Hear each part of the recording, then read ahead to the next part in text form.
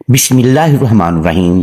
السلام علیکم ناظرین گرامی، واقعہ کربلا کے دوران جب حضرت امام حسین علیہ السلام نے اپنے ساتھیوں کے ہمراہ مکہ سے کوفہ کی طرف ہجرت کی تو ان کے ساتھ اہل خانہ کی کچھ بیویاں بھی شامل تھیں۔ یہ بیویاں سفر میں آپ کے ساتھ رہیں اور کربلا کی زمین پر انہوں نے حضرت امام حسین علیہ السلام کا خوب ساتھ دیا۔ 9 محرم الحرام کو حضرت امام حسین علیہ السلام نے ان میں سے 6 بیویوں کو حکم دیا کہ تم کربلا کی زمین کو چھوڑ کر ہندوستان کی طرف ہجرت کر جاؤ۔ بیویوں نے عرض کیا کہ ہم آپ کو ایسے حالات میں چھوڑ کر بھلا کیسے جا سکتی ہیں؟ حضرت امام حسین رضی اللہ تعالی عنہ نے فرمایا کہ میں مجبور ہوں، کیونکہ یہ حکم مجھے حضرت علی المرتضیٰ کی طرف سے موصول ہوا ہے، لہٰذا بہتر ہے کہ آپ لوگ کربلا سے ہجرت کر کے دور چلی جائیں۔ کربلا کو چھوڑ کر ہندوستان کی طرف آنے والی یہ بیویاں کون تھیں؟ انہوں نے کیسے کربلا سے لاہور تک ہجرت کی اور لاہور میں ان کے ساتھ کیا واقعات پیش آئے؟ آج کی اس ویڈیو میں ہم ہجرت کرنے والی انہی 6 بیویوں کا ذکر کریں گے۔ خاتون جنت حضرت فاطمہ الزہرا رضی اللہ تعالی عنہا کے وصال کے بعد حضرت علی نے ایک شادی ام بنین رضی اللہ تعالی عنہا سے کی۔ ان کے بطن سے 4 بیٹے عباس علمدار، جعفر، عبداللہ اور عثمان پیدا ہوئے، جبکہ ایک بیٹی رقیہ پیدا ہوئی جن کا مزار لاہور میں بی بی پاک دامنہ کے نام سے مشہور ہے۔ آپ حضرت علی کی بیٹی اور حضرت مسلم بن عقیل کی زوجہ ہیں۔ آپ کے ساتھ حضرت عقیل ابن ابی طالب کی 5 بیٹیاں بھی لاہور میں ہی مدفون ہیں۔ ان 5 بیٹیوں کے نام ام ہانی، ام لقمان، اسما، رمالہ اور زینب ہیں۔ حضرت امام حسین رضی اللہ تعالی عنہ کے کہنے پر ان 6 بیویوں نے کربلا سے ہندوستان کا سفر 9 محرم الحرام کو شروع کیا۔ ابھی راستے میں ہی تھیں کہ شہادت امام حسین اور ان کے ساتھیوں کی خبر ان تک پہنچی، مگر چونکہ حکم تھا اس لیے انہوں نے اپنا سفر ہندوستان کی طرف جاری رکھا۔ لاہور میں آج جہاں حضرت بی بی پاک دامنہ کا روضہ ہے، وہاں اس وقت ریت کا صرف ایک ٹیلہ تھا جس کے آس پاس ایک جنگل تھا، اور یہ جنگل دریا راوی کے کناروں تک پھیلا ہوا تھا۔ اسی جنگل کے پاس لاہور کی قدیم ترین آبادی تھی، جو کہ اس وقت ایک چھوٹی سی بستی کی صورت میں موجود تھی۔ اسلام چونکہ اس وقت تک ہندوستان تک نہیں پہنچا تھا، لہٰذا یہاں کے سبھی لوگ مشرک اور بتوں کی پوجا کرنے والے تھے۔ لاہور پر اس وقت ایک ہندو راجا حکومت کیا کرتا تھا جس کا نام مہابرن تھا۔ اس کا ایک بیٹا تھا جس کا نام کنور بکرما تھا۔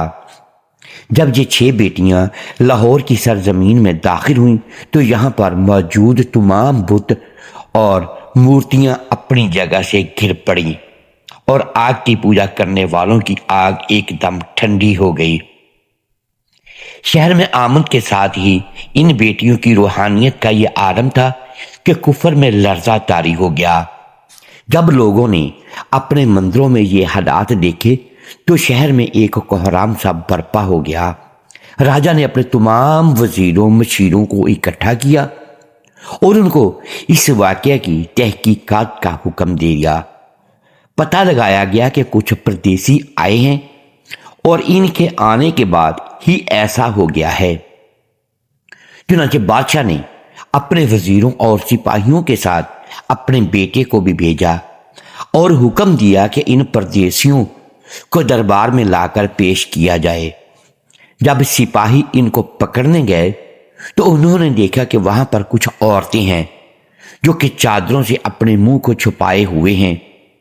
بیویوں میں سے ایک نے راجا کے بیٹے سے بات کی کہ ہم لوگ خدا کے بندے ہیں اور اس کے رسول صلی اللہ علیہ وآلہ وسلم کی آل سے ہمارا تعلق ہے۔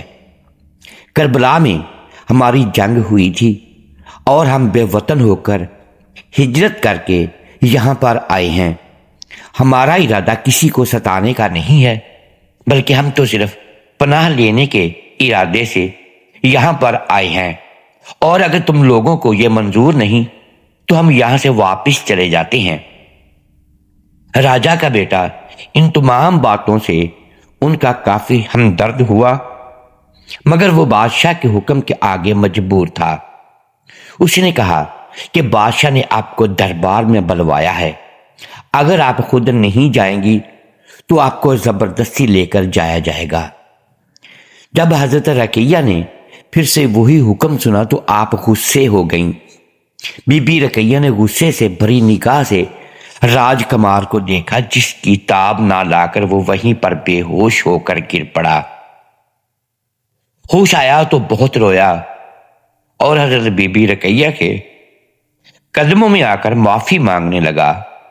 اس سارے واقعے کی خبر جب بادشاہ تک پہنچی تو وہ کافی غضبناک ہوا۔ اس کے حکم سے ہندوؤں نے ان بیبیوں کے خلاف مہم چلانا شروع کر دی اور ان کو ہر طرح سے تنگ کرنے لگے۔ بیبیوں نے تنگ آ کر بارگاہ الہی میں دعا کی کہ اے خدا، تو ہمارا پردہ رکھ لے اور ہمیں ان لوگوں سے بچا لے۔ پھر اس سے پہلے کہ بادشاہ کے سپاہی اور دوسرے ہندو آ کر ان بیبیوں کو گرفتار کرتے، زمین پھٹ گئی اور وہ پاک دامن بیبیاں زمین میں سما گئیں۔ ان کی قبروں کی نشاندہی کے طور پر اللہ تعالیٰ کے حکم سے ان کی چادروں کے کونے زمین سے باہر رہ گئے۔ بادشاہ کے بیٹے نے جب یہ سارا منظر دیکھا تو وہ مسلمان ہو گیا اور ان بیبیوں کی قبریں بنا کر ان کی دیکھ بھال کا کام سر انجام دینے لگا۔ راجکمار کا اسلامی نام عبداللہ رکھا گیا، جو کہ بعد میں بابا خاکی کے نام سے مشہور ہو گیا۔ بابا خاکی کا وصال سن کر 101 ہجری میں ہوا اور ان کا مقبرہ بھی اسی مزار کے اندر موجود ہے۔ برصغیر میں ہندو بادشاہوں کے بعد مسلمانوں کی حکومت آ گئی اور یوں کئی سال گزرنے کے بعد حکومتیں مسلسل بدلتی رہیں اور ہر دور میں ان بیبیوں کے مزار پر لوگوں کا رش ایسے ہی جاری رہا۔ سن 410 عیسوی میں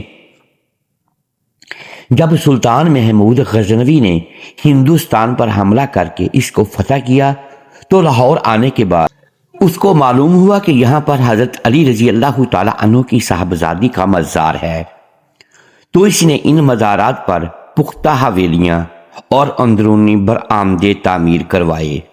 اس کے بعد بادشاہ اکبر کے دور حکومت میں اسی مزار کی تعمیر دوبارہ کی گئی اور خانقاہ کی عمارت میں توسیع ہوتی رہی۔ اس کے بعد مزار کے قریب موجود باقی قبروں کا اضافہ وقت کے ساتھ ساتھ ہوتا گیا اور کچھ عرصہ کے بعد یہ جگہ قبرستان بی بی صاحب کہلانے لگی، جہاں پر لوگ اپنے عزیز و اقارب کو دفن کر دیا کرتے تھے۔ پاک بیبیوں کا یہ واقعہ برصغیر پاک و ہند میں مسلمانوں کی آمد سے 32 سال پہلے کا ہے۔ واقعہ کربلا یعنی سن 61 ہجری سے لے کر قیام پاکستان یعنی سن 1947 عیسوی تک یہ مزار بی بی پاک دامن تسلیم کیا جاتا رہا، لیکن بعد میں اچانک کچھ لوگوں نے ایک من گھڑت کہانی بنا کر عوام کو شک و شبہات میں مبتلا کرنے کے لیے اس بات کو جھٹلا دیا۔ تم آج بھی بہت سے لوگوں کا یہ ماننا ہے کہ یہاں پر کوئی بھی بی بی دفن نہیں ہے، جبکہ ایک بہت بڑی تعداد یہ مانتی ہے کہ یہاں پر وہی بیبیاں دفن ہیں جو کہ عرب سے ہجرت کر کے کربلا کے دوران لاہور آئی تھیں اور ہندوستان کے ساتھ معاملات پیش آنے کے بعد اللہ تعالیٰ نے ان کو زمین میں دفن کر دیا۔ باقی اس بارے میں اصل حقیقت کا علم تو صرف اللہ تعالیٰ کی ذات کو ہے۔ آپ کی اس بارے میں کیا کہنا ہے اور ماننا ہے، کمنٹس سیکشن میں ضرور آگاہ کیجئے گا۔ محترم ناظرین، امید ہے آج کی یہ ویڈیو آپ کو پسند آئی ہوگی۔ ناظرین گرامی، اگر ہم اس ویڈیو میں الفاظ کی درستگی دانستہ یا دیدہ دانستہ درست نہیں کر پائے تو ہم آپ سے معذرت خواہ ہیں اور اللہ کے حضور معافی کے طلبگار ہیں۔ ناظرین گرامی، ویڈیو کو لائک کیجئے، چینل کو سبسکرائب کیجئے اور بیل آئیکن پریس کر دیں تاکہ ہر نئی آنے والی ویڈیو آپ تک بر وقت پہنچ سکے اور ہماری حوصلہ افزائی ہوتی رہے۔ اگلی ویڈیو تک کے لیے اجازت دیجیے گا۔ شکریہ۔ اللہ حافظ۔